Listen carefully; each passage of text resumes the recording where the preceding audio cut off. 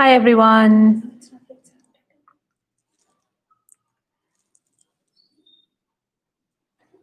Okay, I hope I'm audible to everyone. Just going to quickly do a mic check. Okay. So, guys, you can leave me comments. You can leave me messages. I'm audible. Thank you so much, Anita. That's amazing to know. All right. So it's 7:30, and I think we are good to begin. So thank you, everyone, for joining in to the live session on relationships. I'm going to be talking a little bit about relationships, and you're most welcome to ask me your questions. But for a moment, just be in a space of openness to receive, to embrace what is coming up. And then we will obviously talk about questions. And if in case you want radical readings to understand something better, I'm open to doing a few of those as well. Yes? Okay.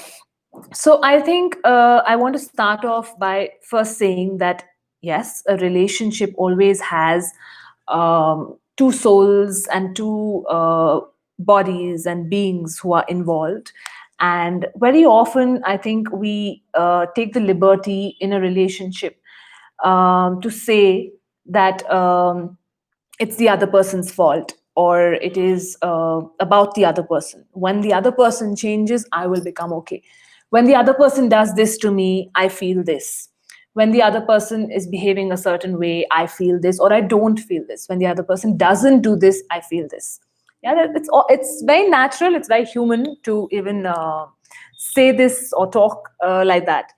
But I'm just going to throw one very, very basic fact, or actually a perception, that everything that you witness in your relationship is ultimately a reflection of what you want to experience.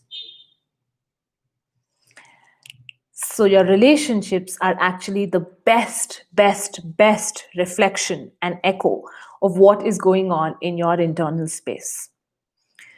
And if you are in a relationship, and I'm not talking just about spouses and opposite sex, okay, this includes any two people. And if you are in a relationship that is particularly triggering you, it is particularly bothering you, understand that that is your biggest learning. And through that is your mastery in life.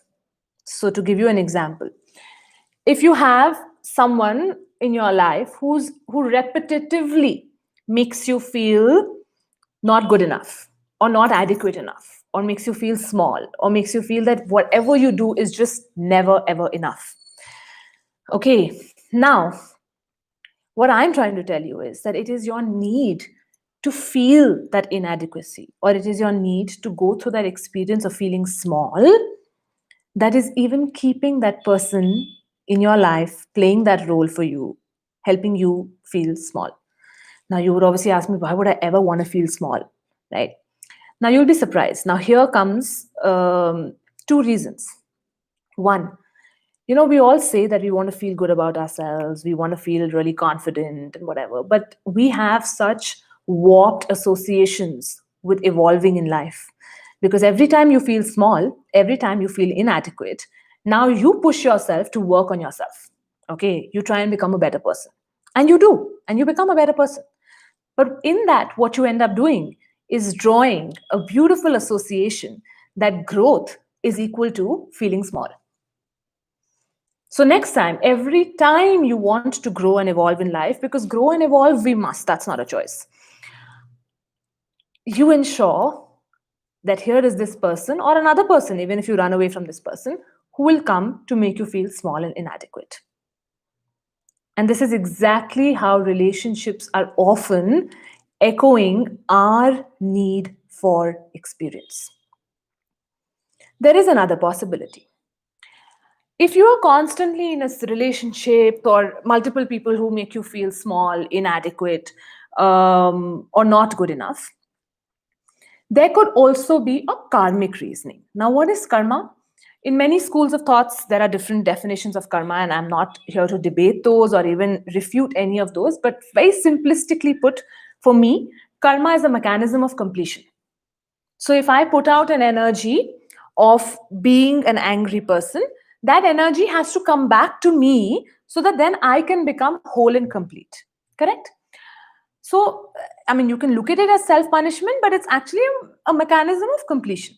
Now, if you are feeling small repetitively in a relationship or in many relationships, there could be a karmic reason for it too.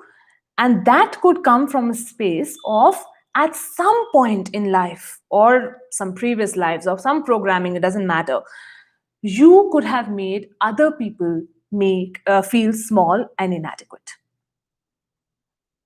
And hence, here is a person who's actually a master in your life, if you think about it, who's helping you complete that karmic incompletion and making you feel small, so that now at one point you made someone else feel small. Now you're feeling small. If you were to not get stuck in the loop, the cycle is actually complete. But the problem is, we don't look at it like that. We get into the blame game. We get into the space of, how dare this person do this? Now this person. Now, and it becomes a fight with that person. All I am telling you is, your relationships are an excellent gateway for you to look inwards. Okay, they are a gateway for you to understand where are your incompletions and where are your triggers, and work with those. When you work with those, almost inevitably, the relationship shifts. Either the person automatically disappears, their roles change in your life, the way they behave, or when they do that to you, it no longer shakes you.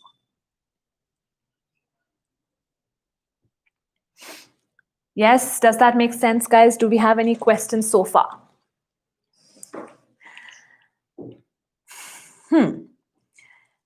Now, as romantic as relationships are, relationships generally have different motivations for each one of us, and different relationships are at different levels. Okay. Now, relationships also follow a 7 chakra evolution in them. I'm not saying one has to keep evolving from one level to the other, but if you feel stuck at that particular level, an excellent way to be to move one level up. Okay, so let's try and understand that. So then there are some relationships which are at root chakra. So these people get into relationships for stability, for grounding, for financial security, for overall security in life, that I have someone and this makes sense in my overall scheme of life, and this keeps me grounded, my life makes sense. Now, these are relationships which function very much at root chakra level. You help me survive, I help you survive, our life is good, we are good. Okay. Then there are relationships which are at sacral chakra level. Now, what is sacral chakra? Now, these are relationships, or these are people who get into relationships where the entire hallmark is about fun, enjoyment, pleasure, intimacy, doing activities together which make you happy, which creates a lot of fun and enjoyment in your life. So these are the happy-go-lucky, carefree kind of people. Okay. Then there is another level at which you enter relationships, and that could be at a solar plexus level. Okay, now at solar plexus level, it's all about understanding boundaries. So this is where you understand that, okay, this relationship, he and I or she and I like to do this together. This is where we like our separate boundaries. And when we are together, we form a beautiful system, a beautiful routine, and our life is very systematic, and it just moves. It works for us. Okay. And then there are those people who enter at heart level, or relationships which are at heart level, which is all about love, acceptance. So that no matter what the traits are in that person, I accept you, I love you. There is an overall acceptance and embracing of that person or each other. Then there are relationships at thought level, which is all about communication, which is all about understanding the other person, respecting the other person for who they are, honoring their traits, and honoring yourself in it. And then there are relationships which come at third eye level, Now, third eye level is all about vision and implementation. So these are the couples or these are the people who get together to implement some common visions in life, some common goals. They know that when they are together, they're better as a team and they work well towards something that helps them reach out. And then at crown chakra level is what I started off the conversation with, is I am you, you are me. So everything that you go through is a story in me, and everything that I go through is a story in you. So let's work with ourselves, and the other person resolves, and the relationship always keeps thriving. Yes? So when you understand this 7 chakra evolution, now why I gave you this is to understand that sometimes you get stuck at that chakra. Okay, so root chakra people get very badly stuck at this level of, but you're not providing me any stability. There is no security. I don't know how tomorrow is going to be. You might just leave me and walk away. To such people, find some common activity that gives both of you joy and enjoyment. Okay, and then there are those people who are too much at sacral, and the sacral gets stuck with overindulgence of that pleasure. So, what helps? Boundaries, routines, system. Okay, these people get too enmeshed into each other. And so you want to set boundaries and be like, okay, this is you, this is me, this is us. Let's do it like that. Okay. At solar, the relationships become too rigid. It's all about the rules. And so here you need to let go a little. You need to accept. Ho gaya, koi baat nahi. It happens. Okay. At heart chakra, the block gets created when there's a lot of hurt, when there's a lot of grief. That even after saying ho gaya, koi baat nahi, I accepted you and you hurt me, or you cause me pain. And then there's unforgiveness either towards yourself or towards someone else. So, what helps? Communication. What helps? Respect towards each other and to yourself. Okay. At throat, you could get stuck at one-upmanship. So, this constant need to put the other person down, because if your throat chakra is blocked, the only way you will feel good about yourself, even for a tiny temporary moment, is when you put the other person down. Okay. And this one-upmanship game can go on endlessly. So, what helps? Find that one common vision. Find that one common thing that both of you feel like working towards. The larger picture. And then this whole game of who's better, who's not goes away. Okay? And then at third eye, sometimes there is a deviation. In the sense, one partner now wants to do something different and they don't fit into the scheme. Now, if you are wise enough, you move into the crown and you realize, okay, why this deviation? Where are we drifting? What is this partner trying to teach me? And you check in your space, where is your deviation? And that's crown chakra.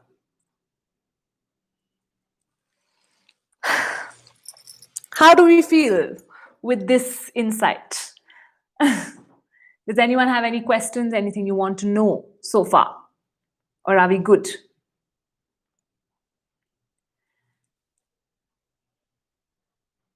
Beautiful. Okay, thank you. Thank you so much. So this is relationships for you in a nutshell. Now, another thing I just want to quickly touch upon is that means moving one chakra above where exactly, Nikita. You got it. That's exactly what. Just one level up and it'll start moving. Okay. Now, broadly, relationships get categorized into 3 broad categories. There could be more, but for the purpose of this discussion at the moment. Okay. So one is an infatuation. Now, these are the relationships which there is initial attraction, there is a feeling of, oh, he or she has something which I don't, and so there is this little zing and buzz that gets created. Okay. And more often than not, relationships that are only based on infatuation, they may not last unless they switch into a space of mutual learning through each other. Okay. Then there are the second kind of relationships which are karmic in nature. Now, these are the relationships, come what may, they will happen. They will come into your life no matter what you do. You change cities, you change jobs. Such people or this person will not leave you. And that's when you know that there is some karmic story that I need to complete, because now we go back to the karmic ones, right? These are the incompletions. So you need to complete it. And almost invariably, guys, if the relationship is karmic, no, the environment will also somehow understand and make it happen. It's crazy sometimes. And then there are those relationships that we sometimes get into out of a need of escapism or out of rebelling.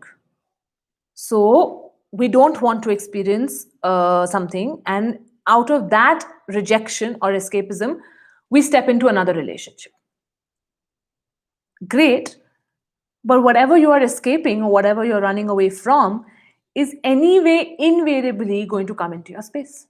You can keep switching relationships, but that will still happen. Which is why, ultimately, if you realize that every relationship in your life is your reflection, it's your echo, it's your need for experience, guys, there will be no need to run away from, there will be no need to chase, okay? And there will be no need to fear.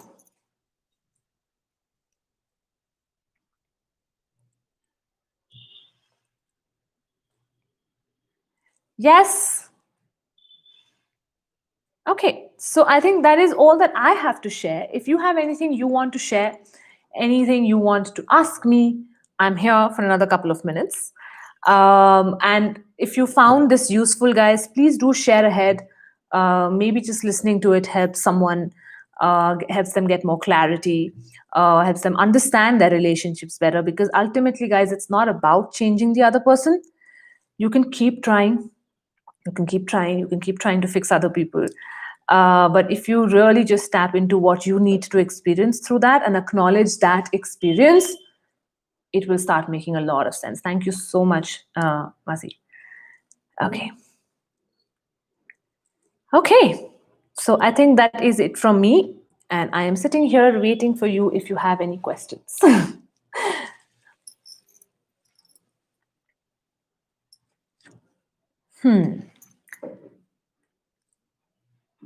And a very useful question that you can ask in relationships is, what do I need to learn?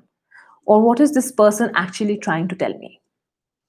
When we really understand the person for what they are trying to tell me and not just their words. Oftentimes there are people shouting and abusing you. But when you are really okay with yourself, you are able to understand the underlying pain behind their abuses. And I'm not saying fall victim to it and keep allowing that. But then you are able to address that part in you which is getting triggered by that abuse. And when you work on it, the abuse disappears. Or at least the abuser finds someone else and you are out of the picture. So, yeah. Okay, so thank you everyone for joining in. And I hope you found this useful. I hope you found this helpful. Please put out the word. It will really help us. And if you would want more such YouTube lives, I would be more than happy to do this maybe once every 2 weeks. And topics are most welcome. You know how much I love taking suggestions, okay? So please give me suggestions and I will try and prepare accordingly. Yes? Thank you, Urmi. Thank you everyone for joining in. Means a lot. Thank you. Take care, guys. Bye.